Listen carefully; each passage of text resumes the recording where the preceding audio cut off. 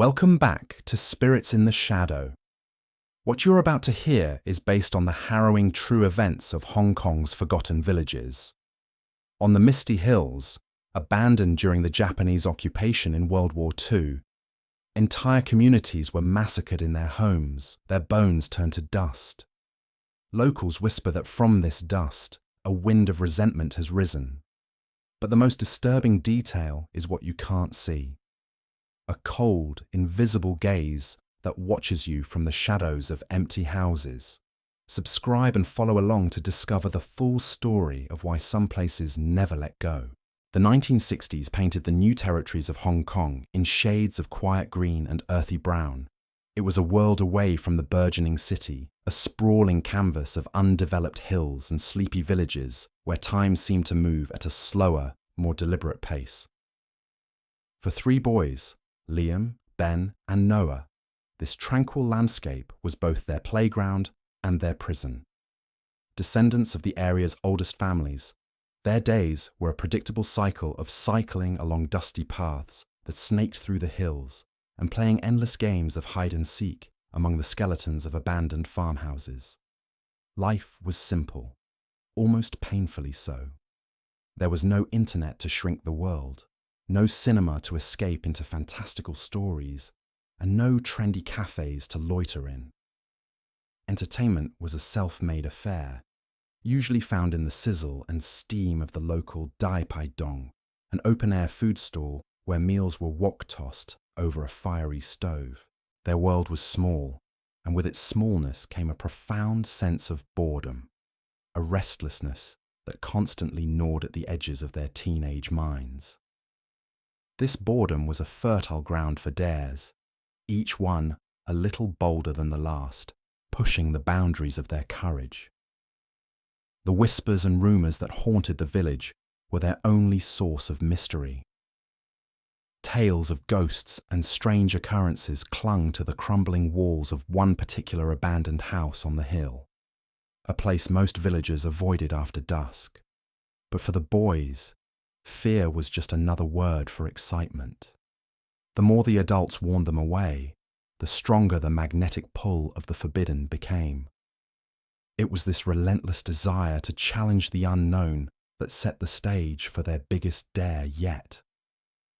One sweltering afternoon, as the cicadas buzzed in the thick, humid air, Liam, the unspoken leader of their small gang, turned to the others with a glint in his eye. "Tonight," he said, his voice just above a whisper, "we go to the haunted house. Are you in, or are you scared?" It wasn't really a question. The challenge had been thrown, and backing down was no option. Ben and Noah exchanged a quick, nervous glance before nodding in agreement. To seal their pact with fate, they chose the most auspicious night for such an adventure, the peak of the Ghost Festival, a time when the veil between the worlds of the living and the dead was said to be at its thinnest. Their simple quest to conquer boredom was about to lead them into a night where old legends felt terrifyingly real. A faint, cloying sweetness, like long-forgotten funeral flowers, now clung to the air around the old house, a stark contrast to the sharp, acrid smell of firecracker smoke that had filled the night. Alex, the oldest of the three, noticed it first, a barely-there scent on the humid breeze as they walked home. He quickly dismissed it as the perfume from the late-blooming frangipani trees lining the village paths. He wrinkled his nose. The smell was a little too strong, a little too saccharine, but his mind was still buzzing with the thrill of their dare, the echo of their laughter drowning out the quiet whisper of wrongness. The audience, however, senses this isn't the fragrance of any living flower. It's the first hint of decay, a perfumed shroud laid over something corrupt. It's the kind of sweet smell that precedes a storm you can't yet see. Later that night, as Jay, the one who had thrown the cow dung, lay in his bed, a floorboard in the empty room above him creaked with a slow, deliberate weight. He froze, his heart thumping a frantic rhythm against his ribs. It was an old house, he reasoned, the woods settling in the cool night air after a hot day. That's all it was. He'd heard it 100 times before. But this creak was different. It didn't sound like settling wood. It sounded like a footstep. The audience understands that the house is no longer settling. It is being paced. An ancient silence has been broken, and now something walks in the darkness above, testing the floorboards, reacquainting itself with its domain. The silence that follows is heavier, more watchful than before. The youngest, Chris, woke just before dawn to the sound of a soft rhythmic tapping on his window pane. Tap, tap, tap. It was gentle, almost hesitant, like the beak of a small bird. He peered out into the grey pre-dawn light, but there was nothing there. Just a low-hanging branch, swaying slightly. It must have been the wind, he told himself, the branch brushing against the glass. He rolled over, pulling the thin blanket tighter around his shoulders, ignoring the way the sound had seemed too precise, too patient for a mindless branch. But the audience recognizes the chilling mimicry. It isn't the wind. It's an invitation, a summoning from the other side of the glass, a delicate, cold finger calling him out to play. They didn't just wake something up. They invited it to follow them home. The morning after the first 2 curses fell, a suffocating quiet descended upon the village. It was a silence heavier than grief. It was thick with unspoken fear. For Ethan, the third boy, the silence was a constant scream. He saw the looks from the other villagers, a mixture of pity and suspicion. They spoke in hushed tones, their words floating to him in fragments. They settled on a logical explanation. The paralysis was a sudden, tragic illness, and the car accident, bizarre for the 1960s countryside, was just that. A freak accident. A coincidence. They had to believe it was a coincidence because the alternative was unthinkable. But the strange events didn't stop. They began to coil around Ethan, subtly at first. The water in his cup would ripple when no one was moving. The shadow of the banyan tree, the very one where they committed their transgression, seemed to stretch and twist, its branches like grasping fingers reaching for his window as the sun set. He would hear whispers on the wind, the same chilling, guttural sounds from that night. But when he'd spin around, there was only the rustle of leaves. He tried to tell his parents, his hands trembling as he spoke of the moving shadows and the phantom voices. They exchanged worried glances, patting his shoulder and attributing his fears to trauma and guilt. "Your mind is playing tricks on you, son," his father said, his voice gentle but firm. "You've been through a terrible shock." The intensity grew with each passing day. One afternoon, while crossing the small wooden bridge over the creek, the planks beneath him groaned and splintered violently, nearly sending him to the rocky water below. It wasn't a rotted piece of wood. It felt as if a powerful, unseen force had kicked it from beneath. He scrambled back, his heart hammering against his ribs. But when the village elder inspected it minutes later, he saw nothing but old timber. "This bridge has been here for years," the elder grunted, dismissing Ethan's terror. "Be more careful." No one believed him. He was alone, trapped in a tightening spiral of fear, watching and waiting. He knew it wasn't over. The curse was just getting started, and it was coming for him next. It started with the whispers, rumours that clung to him like the humid evening air. "I saw you with a girl today," his sister mentioned casually over dinner, a teasing lilt in her voice. "The one in the green dress, with her hair in 2 braids. Is she your new girlfriend? You should bring her home for a meal." He froze, a piece of tofu halfway to his mouth. A cold dread washed over him, completely unrelated to the simple conversation. He had never been with a girl, let alone one in a green dress. "I don't know what you're talking about," he mumbled, his appetite vanishing. But the whispers grew. A few days later, a neighbour stopped him on the dusty village road. "We saw you by the paddy fields last night," the man said, his eyes wide and sincere. "She was walking right beside you, That girl in green. When he tried to deny it, they just gave him confused looks, insisting they had seen it with their own eyes. A shadow was following him, a shadow only others could see. That night, the whispers became a scream. He was cycling home late, the moon a pale sliver in the inky sky. As he approached the sharp bend near the village pond, he squeezed the brakes. Nothing happened. The chain snapped with a violent crack, and the world became a blur of motion and panic. He was thrown from the bike, hitting the dirt hard. His body skidded to a halt just inches from the murky, stagnant water. As he lay there, gasping for breath with scraped palms and a bleeding knee, he felt it, a chilling breath against his ear. A girl's voice, colder than the grave, hissed directly into his soul. "Did you think you could escape? One day I will kill you." He twisted his head, his heart hammering against his ribs. She was there, the girl in green. Her dress was faded and torn, splattered with mud as if she'd been clawed from the bottom of the pond itself. Her braided hair was wet and stringy, clinging to a face that was a luminous, deathly white. But it was her eyes that held him captive, two bottomless pits of pure, undiluted hatred.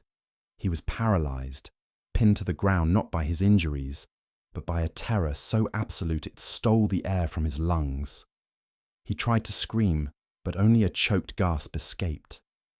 She smiled, a slow, cruel curving of her lips, before fading into the darkness, leaving him alone with the echo of her promise. If you felt that chill down your spine, hit the like button. Subscribe and comment below with your theories for Chapter 6. The medium's final words hung in the air, a death sentence echoing from the spirit world. No forgiveness, the three must die. That was all it took. A primal fear, cold and sharp, sliced through my paralysis. I didn't wait for my parents' panicked cries or the medium's frantic chanting. I scrambled backward, crab walking away from the epicenter of the chilling revelation, my limbs clumsy and disobedient. The faces of my friends, twisted in supernatural torment, flashed in my mind. We were just kids, playing with things we didn't understand, and now we had stumbled into a mass grave of memory, a wound in history that refused to close. I fled the house, bursting out into the humid night air, each gasp for breath a painful sob. I didn't look back, couldn't bear to see the house that had become a tomb, a vessel for decades of silenced rage. The escape, however, was not clean. It was a tearing away, leaving parts of myself behind. For weeks, I couldn't sleep without seeing their spectral faces, the dozens of women whose stories had been swallowed by the earth. Their pain became a phantom limb, an ache in my own soul. The scent of smoke from a cooking fire would send me into a panic, the smell inextricably linked to the gunpowder that had reawakened their horror. Loud noises made me jump, my heart hammering against my ribs, convinced it was the echo of wartime gunfire. The haunting was no longer confined to that house. It had taken root inside me, a constant, chilling whisper of a history I could not unlearn. I survived, but only just. I abandoned my childhood home, my friends, everything that tied me to that night. Survival was a frantic, desperate act of running, not just from a physical place, but from a truth that threatened to consume me. The knowledge of what happened to those women, raped and murdered by Japanese soldiers, left unburied and unmourned, became a permanent scar on my psyche. I was alive, yes, but my life was now defined by the ghosts I had escaped. I had looked into an abyss of historical agony, and in the breathless, terrifying flight from its grasp, I understood that some truths, once revealed, haunt you forever. I had barely survived, and I knew, with a certainty that chilled me to the bone, that the spirits of those women would never truly let me go. The unceasing torment visited upon the village was not born of random malice, but of a deep, forgotten tragedy. Decades ago, during a time of great turmoil and conflict, a small community thrived where the haunted house now stood. They were peaceful people, caught in the crossfire of a war they did not ask for. In a single, brutal night, they were wiped out, men, women, and children alike. Their bodies left unburied, their final rites ignored. Their spirits, tethered to the land by the injustice of their deaths, were left to wander, their anguish and sorrow seeping into the very foundation of the earth. They were not demons, but souls in pain, their cries for remembrance twisted by time into terrifying wails and poltergeist phenomena. This harrowing history came to light through the desperate pleas of the villagers. After countless attempts to appease the spirits, a group of elders and monks held a powerful ritual, managing to establish a fragile communication with the enraged entities. It was through this supernatural intervention that the spirits conveyed their suffering and pronounced their one condition for peace. The two survivors, the young boy and his sibling, were to atone for the sacrilege of their existence on this haunted ground. The bargain was struck, a 49-day vigil of vegetarianism, prayer, and chanting to redeem the forgotten souls. As the two survivors undertook this solemn task, another truth was revealed by the village's oldest shaman. The boy, he explained, had an ancestor of great spiritual power, a Taoist priest who had accumulated immense positive karma by saving countless lives. Suddenly, all the disparate and terrifying pieces of the puzzle clicked into place. The phantom cries that echoed through the halls were not threats, but pleas for their story to be heard. The violent gusts of wind were not attacks, but the furious, desperate energy of souls denied their passage to the afterlife. The reason the boy had survived the initial brutal onslaught while others had perished was now clear. It wasn't luck. It was a shield of ancestral merit, an inherited spiritual grace that protected him from the spirit's most potent wrath. The 49-day ritual wasn't just a random number. It was a sacred period in Buddhist tradition for guiding souls through the afterlife. The family's suffering was a direct consequence of settling on land steeped in unforgiven blood, and their redemption was tied to finally giving those lost souls the peace they had been denied for so long. On the final day, as the last prayer was uttered, a profound silence fell upon the house. The wind ceased, the cries vanished, and the long-suffering spirits were finally at rest. What do you think those two mysterious figures watching the paintball game truly were? Were they ghosts of the past or something else entirely? This story taps directly into the Vietnamese cultural and spiritual belief in ancestral spirits and the sanctity of the land. An abandoned village, especially one containing an ancient shrine, Mu, is never considered truly empty. It is believed to be the home of generations of spirits and guardians. The youths, seeing only a cool backdrop for their wargame, commit a profound act of disrespect. Their mock battle desecrates a place that likely holds memories of real hardship and history.